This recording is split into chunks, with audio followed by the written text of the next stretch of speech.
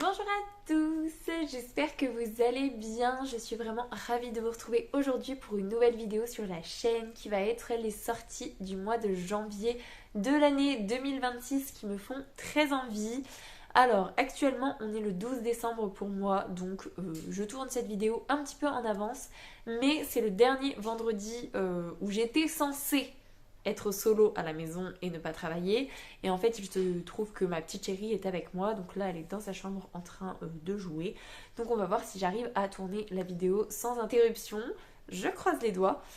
Et voilà, du coup, j'essaye d'avoir le plus de vidéos tournées en avance pour les monter assez rapidement pour que pendant les vacances de Noël, je n'ai rien à tourner, monter, exporter, que tout soit fait. Donc c'est pas mal de boulot et c'est surtout beaucoup de gymnastique de se dire qu'il faut tout tourner. Bref. Ce qui est sûr, c'est que j'ai préparé la vidéo ce matin et donc du coup, on ne perd pas de temps et on commence tout de suite. Première sortie le 7 janvier aux éditions Ira, maison d'édition dont je n'avais jamais entendu parler, mais bon. C'est le tome 1 de The Itching Woods, donc c'est Anathema et c'est de Kerry Lake. Dans les bois de Witchnell sont envoyés les criminels et les pêcheurs pour purger leur peine. Ils n'en reviennent jamais. Et un jour, on va suivre une jeune fille qui va, de par les événements, y être envoyée. Et elle va découvrir un bois qui est cruel mais magnifique. Et dans ce bois, elle va faire la connaissance d'un assassin très redouté dont elle est liée par une prophétie et ils vont devoir du coup, j'imagine, faire équipe pour essayer de lever la malédiction de l'assassin, il me semble. On a bien sûr une romantaisie dans cet univers et globalement voilà. Le côté bois maléfique mais en même temps magnifique. Le côté visiblement jeune fille qui est envoyée et j'imagine au vu du résumé que c'est pas du tout parce qu'elle a fait quelque chose de mal. Ça me tente bien, franchement le côté injustice me tente plutôt pas mal. Donc voilà, franchement ça me donne bien envie. Encore une fois, moi les romantaisies c'est validé pour moi puisque les romances j'aime ça mais avec le temps qui passe juste de la romance pour de la romance c'est compliqué.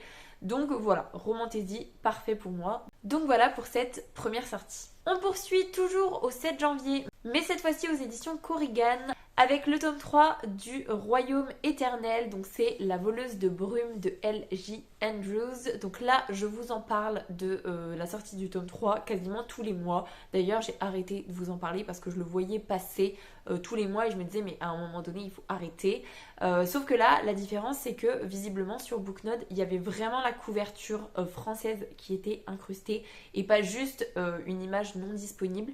Donc j'ose espérer qu'il y a vraiment la sortie du tome 3 au mois de janvier, qu'elle arrête d'être repoussée. D'ailleurs dites-moi en commentaire parce que franchement je m'y intéresse par Booknode aux sorties mais je suis pas allée voir en librairie si c'était déjà sorti ou pas. Mais j'imagine que non. Bref, le Royaume éternel, j'ai lu le tome 1 il y a maintenant quelques mois. On va suivre Eric qui est le roi balafré qui veut se venger du roi du royaume adverse qui a tué son père et qui l'a maintenu en captivité. Donc son objectif ultime c'est de se venger et il se trouve que son oppresseur a une fille qui va sans faire exprès le libérer et donc il va se servir d'elle comme pion mais qui va se laisser un petit peu amadouer par cette jeune fille. J'avais bien apprécié le tome 1, je ne me suis jamais lancée dans le tome 2 malgré le fait que le final était quand même assez compliqué pour tous nos personnages. J'arrêtais pas de vous dire avant de me lancer dedans que je me demandais comment on pouvait libérer un détenu sans faire exprès et j'avais très hâte de savoir l'explication et l'explication était totalement plausible, enfin plausible je sais pas mais en tout cas logique et c'est pas un truc abusé. Donc voilà, en espérant que le tome 3 du coup sorte vraiment en janvier 2026 et que ce soit une fin de saga et en notant en fait la sortie je me suis dit que ce serait quand même chouette de lire le tome 2 dans pas si longtemps parce que j'ai des souvenirs mais j'ai pas des souvenirs à fond les ballons. Donc il serait peut-être temps, comme j'ai pas fait de vidéo spoiler sur le tome 1, il serait largement temps de lire ce tome 2 et du coup peut-être le tome 3 dans la foulée quand il va sortir. Bref, on passe à la sortie suivante. Avec Jusqu'à leur dernier souffle d'Erin A. Craig, je crois, qui sort aux éditions Casterman le 14 janvier. Dans cette histoire, on va avoir Hazel qui est promise à Hadès, je crois, avant même sa naissance. Et en fait, elle va obtenir un don qui est un don très puissant de guérison. Donc quand elle va se rendre au chevet des malades, elle va pouvoir les guérir. Mais il y a une contrepartie, comme tout don, c'est que si elle voit apparaître un crâne sur le malade, elle doit abréger ses souffrances et le tuer, entre guillemets. Nous, on va suivre Hazel qui a maintenant 18 ans, qui est hantée par tout ce qu'elle a vécu depuis sa naissance, par toutes les vies qu'elle a dû prendre. Et elle, son objectif, c'est vraiment de fuir ses responsabilités. Donc, elle veut vraiment partir, sauf que le destin va faire en sorte qu'elle arrive à la cour et elle va devoir soigner en fait le roi. Sauf que bien évidemment, le crâne va apparaître sur le roi. Et du coup, elle va devoir choisir entre abréger ses souffrances et faire en sorte que son don fonctionne comme d'habitude, ou faire des pieds et des mains pour trouver un remède. Sauf que du coup, ça va à l'encontre de son don, on va dire. Voilà, globalement, j'adore les héroïnes qui sont guérisseuses. Là, j'aime beaucoup la dimension devoir abréger les souffrances. Enfin, c'est un peu un pacte avec la mort, en fait. Mais en même temps, si c'est Hadès qui lui a conféré son don, ça fait aussi un petit peu de sens. Bref, je trouvais la couverture assez intrigante et je me dis pourquoi pas. Je ne pense pas que ce soit un tome 1. Donc ça me ferait une saga non commencée puisque ce serait visiblement un one shot. Est-ce que c'est le cas ou pas? Je ne sais pas. En tout cas, c'est pas indiqué que c'est un tome 1. Bref, voilà pour le 14 janvier. Le lendemain, c'est-à-dire le 15 janvier aux éditions de Saxus, sort le tome 1 de Metal Slinger, donc le tisseur de métal. Et c'est de Rachel Schneider. Là, on va suivre un peuple qui est exilé depuis des centaines d'années, je crois. Et donc qui est exilé en plein milieu de l'océan, dans des arbres qui poussent au milieu de l'océan. Donc il y a toute leur société qui a été bâtie comme ça. Et ils ne survivent que grâce à la pêche et au commerce avec une autre contrée qui se trouve dans les terres qui les a bannis justement. Et on va suivre Bryn, qui est une jeune fille qui veut entrer dans la garde. Et du coup, elle va avoir l'autorisation d'aller sur les terres. C'est une jeune fille qui est considérée comme étrangère à son peuple. Et lorsqu'elle va arriver sur les terres, elle va faire la rencontre d'un guerrier qui sait manier le métal et qui va chercher par tous les moyens à l'emmener là où est sa place. Puisque visiblement, Bryn, elle n'est pas considérée comme une jeune fille du peuple de l'océan, là. À juste titre, puisque voilà, ce guerrier qui est en réalité le prince va justement chercher à la ramener. Voilà, ça me fait très envie. Le côté peuple qui a été exilé, le côté jeune fille qui veut rentrer dans la garde, ça je trouve ça trop cool que ce soit une jeune fille qui veuille rentrer dans la garde. Le fait qu'elle n'est pas forcément, elle ne fasse pas vraiment partie de ce peuple-là, mais du coup, comment ça se fait qu'elle soit là-bas? Le côté guerrier qui en fait est le prince, voilà. En fait, tout dans le résumé me fait bien envie, donc pourquoi pas. Malheureusement, c'est un tome 1, ce qui veut dire saga commencée. Mais bon, c'est tout, ce sont des choses qui arrivent.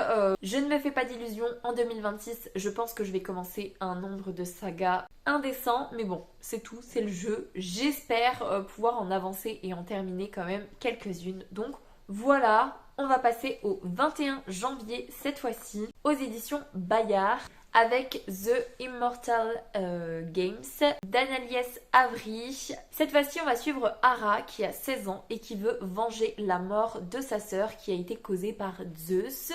Et il se trouve que Hadès va lui permettre de participer au jeu immortel qui en fait, ce sont des humains qui vont s'affronter dans des épreuves magiques. Et en gros, la dernière phrase du résumé, c'est entre survie, vengeance et sentiment naissant. Voilà, survie totalement, vengeance totalement, sentiment naissant bien évidemment.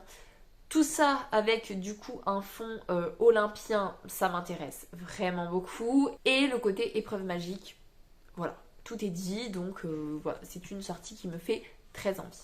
On va rester en date du 21 janvier, mais cette fois-ci aux éditions Moonlight, avec la sortie du tome 3 de Golden Wolf, qui s'intitule L'avènement du Ragnarok, et c'est de Shannon Meyer. Du coup, celui-ci, clairement la couverture, elle m'a trop tapé dans l'œil. Je suis allée lire le résumé du tome 1, et au début du résumé, je me suis dit, oh non, finalement, non. Et en fait, quand je suis arrivée au bout, je me suis dit, oh, en fait, ça a l'air trop rigolo. Vraiment, je l'ai mis dans ma pile à lire. Enfin, en tout cas, dans les livres qui me font très envie, parce que ça a l'air très rigolo. On va suivre une jeune femme qui se fait passer pour morte depuis 10 ans auprès de sa meute. Et en fait, un jour, son frère va la retrouver dans sa librairie et en gros, il vient de lui demander son aide puisque leur mère s'est attirée les foudres d'une sorcière et c'est un petit peu à elle de régler le souci. Sauf que en fait, ça fait 10 ans qu'elle vit sa meilleure vie en dehors de sa meute. Et donc pour éviter que sa sœur paye les pots cassés, elle va devoir régler le problème. Sauf que, alors là j'ai pas tout compris niveau temporalité, mais en gros on ne l'a pas seulement coupé de sa louve, on l'a également transformé en Golden Retriever. Et à la fin du résumé on a, et en plus son... Je vais pas avoir le mot, mais son partenaire, son promis, son âme sœur, voilà, son âme sœur va arriver et elle dit un truc du genre comment il peut se dire que je suis son âme sœur super badass alors que il y a en face de lui un Golden Retriever qui ne peut pas s'empêcher de remuer la queue. Ça a fini par me convaincre. Donc voilà, en janvier sort le tome 3. J'ai bien envie de démarrer cette saga. Mais voilà, comme je viens de le dire, ça démarre une nouvelle saga, donc à voir. Mais en tout cas, je pense que ça peut être un peu une saga de Beat Lit, du coup, mes versions assez humoristiques. En tout cas, c'est le sentiment que j'ai à la lecture du résumé. Bref, on passe à la dernière sortie roman avant de vous parler d'une sortie BD qui me fait trop envie. Et oui, en 2026, je vais vous parler également des sorties BD qui me font envie, puisque voilà, depuis maintenant 3 mois, je suis dans la lecture de BD et j'apprécie énormément. Donc bien évidemment, je suis allée regarder les sorties BD et il y en a une au mois de janvier. Trop hâte!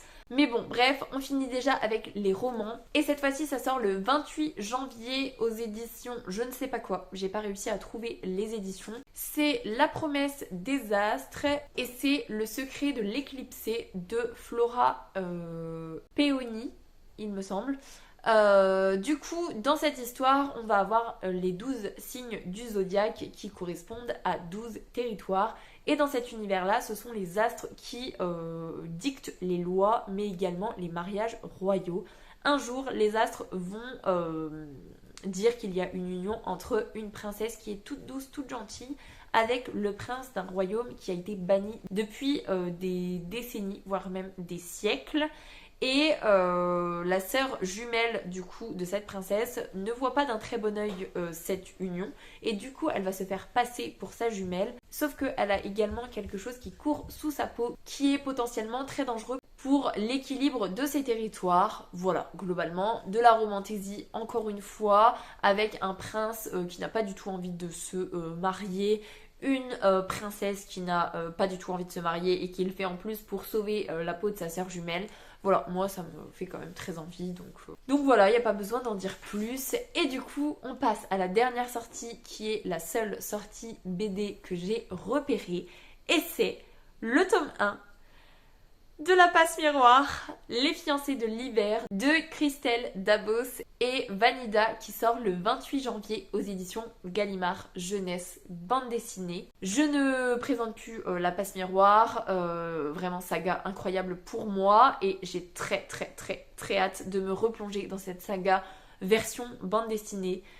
Bien évidemment, si le tome 1 sort au mois de janvier, j'imagine qu'on n'aura pas la fin avant très longtemps. Mais d'un autre côté, je connais l'histoire, donc est-ce que c'est si grave que ça ? Je ne pense pas. En tout cas, trop chouette de pouvoir me replonger dans cette saga chouchou, cette saga coup de cœur pour moi, mais version BD. Donc je me ferai de joie de la lire. Et voilà, globalement, c'est à peu près tout ce que je voulais vous en dire. Je vais vous laisser là-dessus parce que le temps file. Ma petite chérie a été très patiente, mais là, il va être bientôt l'heure de goûter en plus. Donc je vais m'arrêter là, j'ai fait le tour. J'espère que cette vidéo vous aura plu. Si c'est le cas, n'hésitez pas à mettre un petit pouce dans les airs, à vous abonner à la chaîne et à venir discuter avec moi en commentaire. Ça me fera super plaisir. Pour les plus timides, un petit emoji tigre, ce sera très apprécié. En attendant, je vous souhaite une très belle semaine, de très belles lectures et je vous dis à la semaine prochaine. Salut!